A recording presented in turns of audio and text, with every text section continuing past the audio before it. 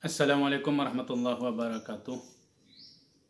Alhamdulillah, hamdan syukran lillah, salatan wa salaman ala rasulillah. Asyhadu an la ilaha illallah wahdahu la syarikalah wa asyhadu anna muhammadan abduhu wa rasuluh. Para pencinta ilmu pengetahuan yang dirahmati Allah, episode ke-44 dari pertemuan kita dalam kajian keilmuan.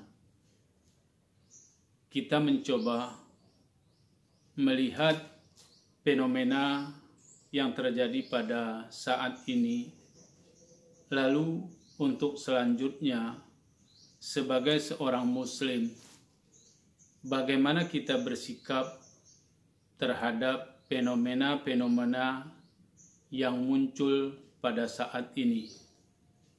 Hari ini pada tanggal 27 Maret 2020 bertepatan dengan hari Jumat. Fenomena yang kita hadapi sekarang adalah fenomena virus corona atau dinamakan juga dengan COVID-19. Kita tidak dibenarkan untuk keluar dari rumah, dengan istilah lain masa lockdown. Masa ini tentu saja mengundang kita, para ilmuwan, sebagai seorang muslim untuk menyikapi hal ini sehingga menjadikan kita menjadi seorang ilmuwan yang muslim. Karena kita mampu menyikapi keadaan ini, kita kembalikan kepada Allah Subhanahu wa Ta'ala.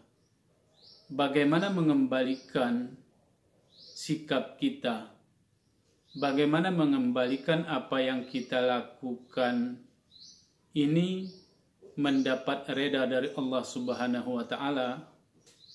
Dalam teori ilmu pengetahuan Islam, kegiatan sebagai ulama, kegiatan sebagai ilmuwan adalah menggali, memahami Al-Quran dan hadis yang dijadikan sebagai dalil, sebagai panduan, sebagai petunjuk dalam kehidupan kita sampai nanti di akhirat kelak. Demi kemaslahatan umat, demi kemaslahatan hidup manusia, mereka harus bertahan, mereka harus mau. Karena berdasarkan kajian-kajian ilmuwan, virus corona itu sangat dahsyat sehingga diperkirakan tubuh manusia menurut ilmu kesehatan tidak sanggup menahan kuatnya virus tersebut.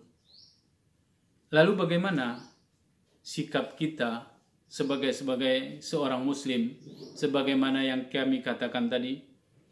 Apakah kita bersikap menyerahkan semua itu kepada Allah? Karena kita yakin sebagai seorang muslim bahwasanya semua yang ada di bumi ini merupakan ciptaan oleh Allah Subhanahu wa Ta'ala.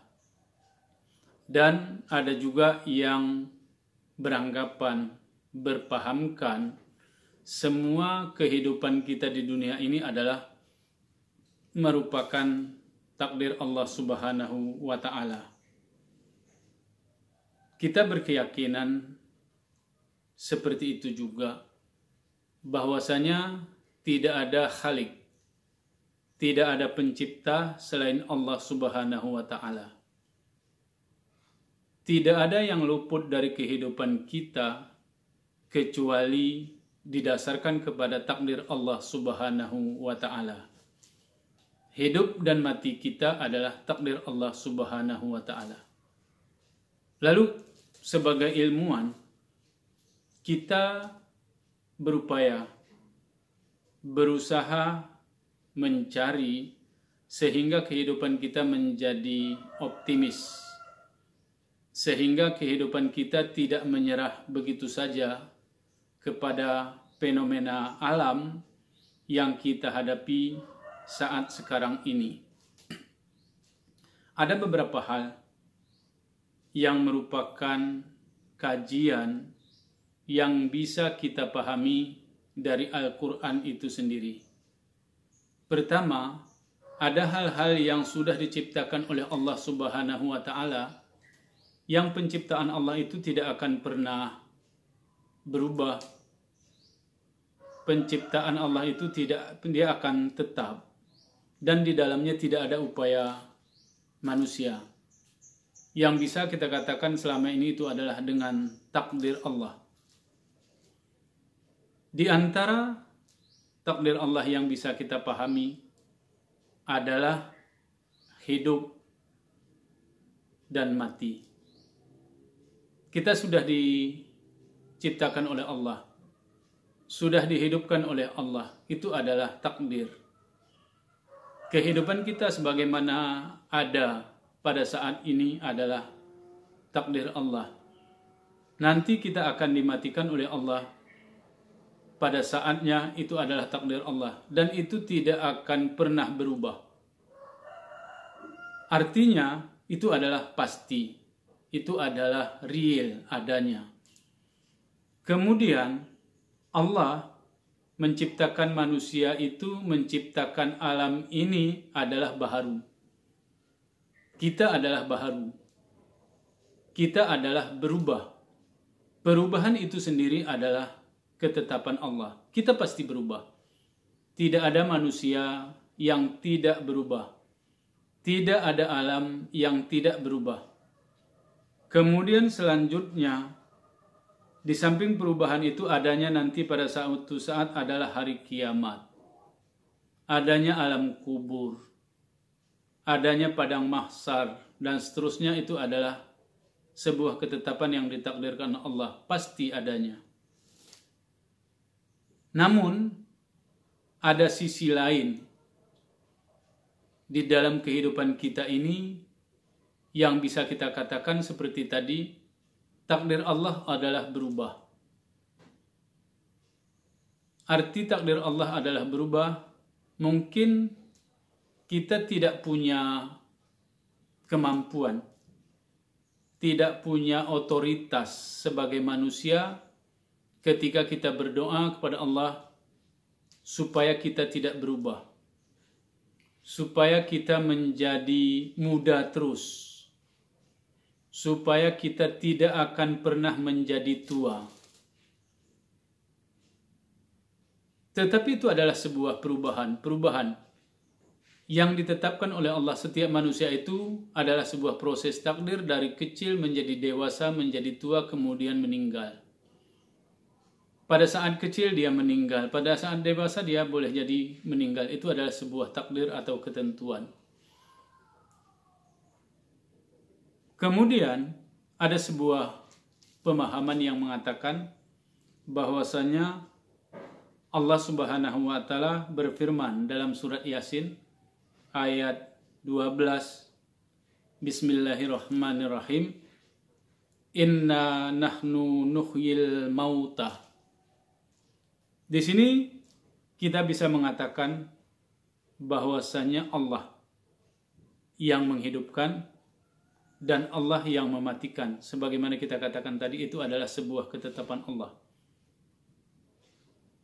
Allah yang menghidupkan, Allah juga yang mematikan. Kemudian dalam sebuah proses kehidupan sudah pasti, kita sudah hidup, kita sudah lahir ke dunia ini, kita sudah diciptakan oleh Allah. Lalu yang kedua, kita akan mati. Mati itu pasti. Pertanyaannya, kapan? Adakah upaya manusia di dalam menghidupkan? Bisakah kita menciptakan sesuatu sehingga kita berkata bahwasanya virus corona COVID-19 yang ada sekarang ini adalah merupakan ciptaan manusia? Ciptaan orang Barat, ciptaan Amerika, ciptaan Yahudi, ciptaan siapapun. Bisakah itu kita katakan? Dalam Islam, kita berpahamkan bahwasanya semua itu adalah diciptakan oleh Allah Subhanahu wa Ta'ala. Lalu apa peran manusia dalam hal tersebut? Dalam teori ilmu mengatakan bahwasanya manusia itu punya upaya, punya kemampuan, punya pengetahuan untuk mengetahui apa yang sudah diciptakan oleh Allah Subhanahu wa Ta'ala. Manusia punya kemampuan, manusia punya pengetahuan dalam berupaya menemukan apa yang diciptakan oleh Allah Subhanahu wa Ta'ala. Manusia tidak berupaya menciptakan apa yang belum ada menjadi ada. Kehidupan kita sebagai manusia diciptakan oleh Allah. Manusia tidak pernah mampu menciptakan manusia. Manusia tidak pernah mampu menciptakan virus. Manusia tidak pernah mampu menciptakan kuman. Kecuali manusia itu mampu dan berpengetahuan untuk menemukan apa yang sudah diciptakan oleh Allah Subhanahu wa Ta'ala. Ketika itu diciptakan oleh Allah Subhanahu wa Ta'ala, lalu manusia menemukannya. Tergantung kepada manusia itu sendiri. Apakah yang diciptakan oleh Allah itu digunakan untuk kebaikan? Apakah yang diciptakan Allah itu digunakan untuk kejahatan? Permasalahannya lagi, bisakah manusia itu dengan kejahatan yang dia ciptakan, dengan upaya yang dia lakukan sehingga manusia itu akan mati? Adakah upaya dari manusia itu sehingga manusia yang lain bisa mati? Hewan yang hidup bisa mati? Allah Subhanahu wa Ta'ala berfirman di dalam Al-Quran. Bismillahirrahmanirrahim. Innallaha falikul habbi wan nawa. Yukhrijul hayya minal mayyiti wa mukhrijul mayyiti minal hayyi. Dzalikumullahu fa anna tu'fakun. Shadaqallahul azim. Ayat ini bila kita kaji secara pelan, bila kita pahami secara mendalam, muncullah satu pemahaman di dalam diri seorang ilmuwan. Innallaha falikul habbi wan nawa. Sesungguhnya Allah menciptakan, menumbuhkan buntir tumbuh-tumbuhan dan biji-bijian. Allah yang menumbuhkan biji-bijian dan tumbuh-tumbuhan, dia yang menumbuhkan. Artinya dia yang menghidupkan. Yukhrijul hayya minal mayyiti wa mukhrijul mayyiti minal hayyi. Allah yang yukhriju, yang mengeluarkan, yang menghidupkan. Yukhrijul hayya, menghidupkan dari mati. Wa mukhrijul mayyiti minal hayyi. Wa mukhrij. Dalam hal ini ulama memahami. Di potongan pertama tadi, yukhrijul hayya minal mayyiti, itu adalah kewenangan mutlak dari Allah Subhanahu wa Ta'ala untuk menciptakan, untuk mengadakan dari yang tidak ada. Kemudian dalam potongan selanjutnya, wa mukhrij. Ulama memahami kata-kata yukhriju menjadi mukhriju. Di dalam potongan yang kedua, fa'ilnya jelas. Atau dalam bahasa lain, fa'ilnya ada.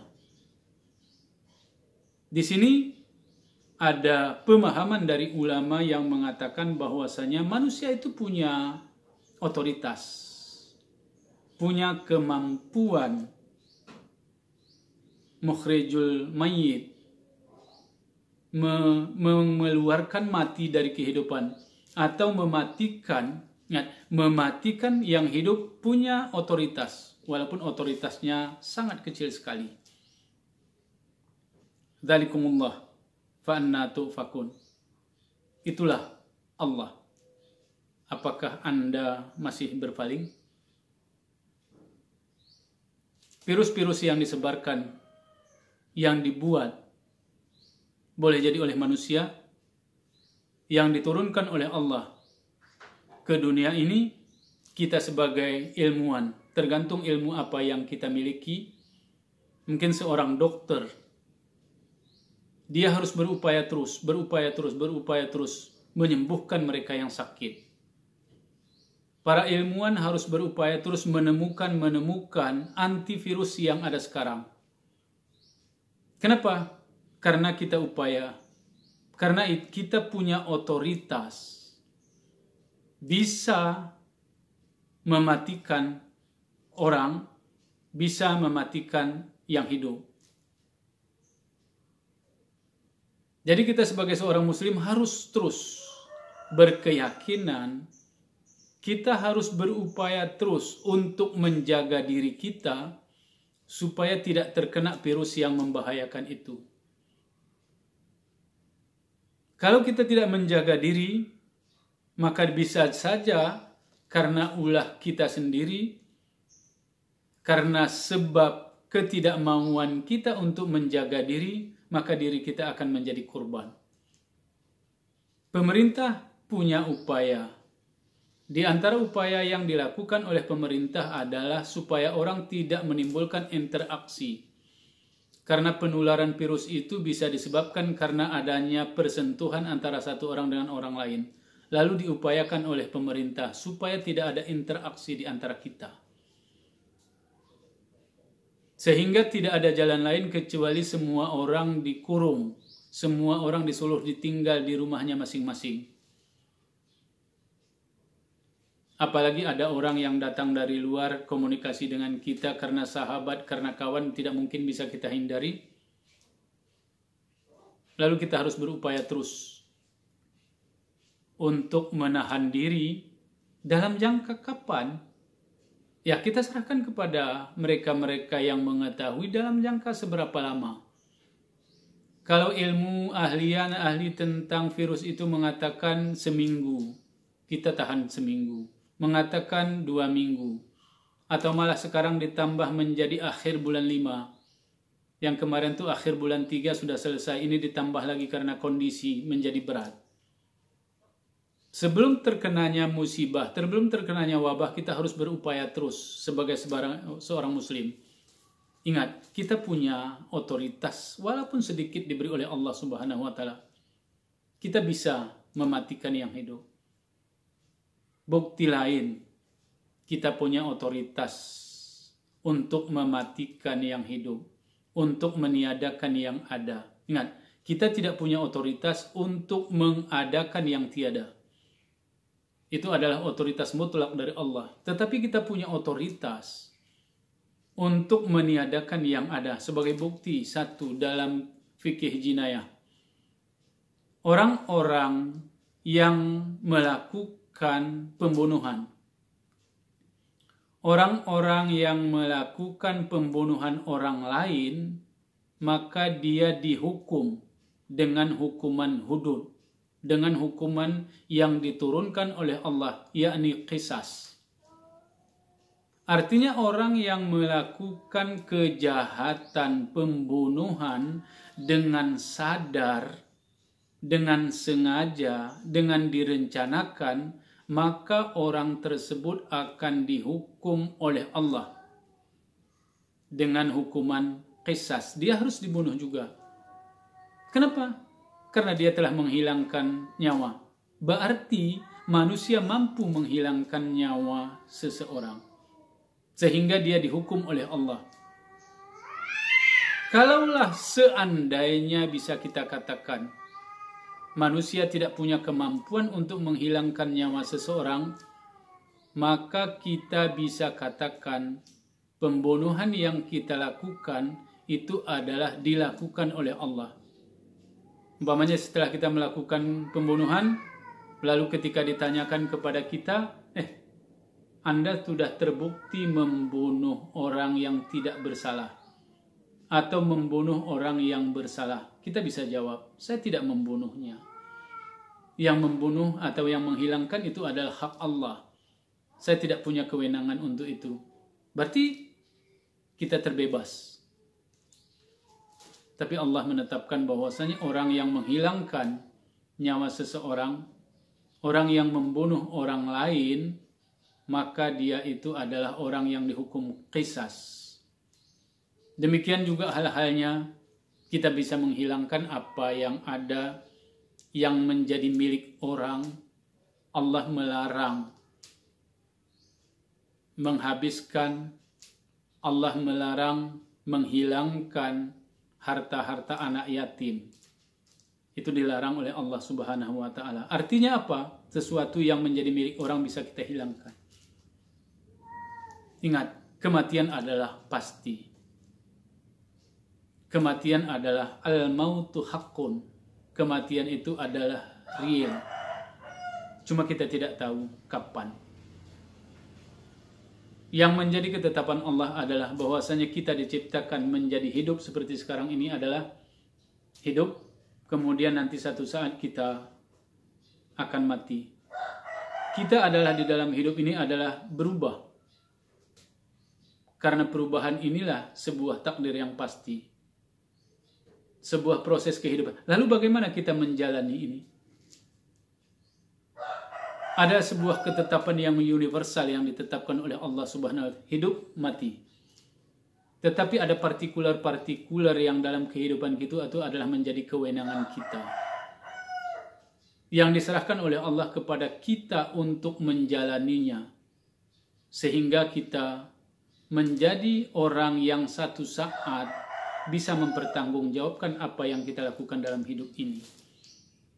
Ingat, kita sebagai seorang muslim jangan sampai menjadikan aktivitas-aktivitas yang kita lakukan sehari-hari tidak mampu kita kembalikan itu kepada Allah Subhanahu wa Ta'ala. Upaya yang dilakukan oleh ilmuwan adalah menggali, memahami, mengistimbatkan, menafsirkan Al-Quran dan hadis, sehingga memunculkan sikap yang optimis ketika kita menghadapi musibah, ketika menghadapi bala-bala seperti saat sekarang ini. Lalu apa sikap kita? Apakah secara total kita serahkan kepada Allah? Atau seperti yang saya katakan tadi, ini adalah sebuah proses dalam kehidupan kita yang kesimpulannya, yang otoritasnya kita miliki. Apakah kita berupaya terus menjaga kesehatan kita, kita menghindar terus dari bala yang sudah ada? Mungkin sejarah-sejarah kita sudah paham semua. Bagaimana kisah Rasulullah, bagaimana kisah Umar bin Khattab ketika dia menghindar dari satu takdir kepada takdir yang lain. Dengan prediksi-prediksi ilmu pengetahuan pada saat ini, Allah menciptakan pikiran kita menjadi lebih maju, teknologi menjadi lebih maju, informasi menjadi lebih cepat, sehingga kita mudah-mudahan tidak salah dalam memprediksi apa yang harus kita lakukan dalam hidup ini, dan kita meyakini tetap dalam reda Allah Subhanahu wa Ta'ala. Mudah-mudahan ada manfaatnya untuk kita semua supaya menjaga keimanan kita dalam reda Allah Subhanahu wa Ta'ala. Kami akhiri, wabillahi taufiq wal hidayah.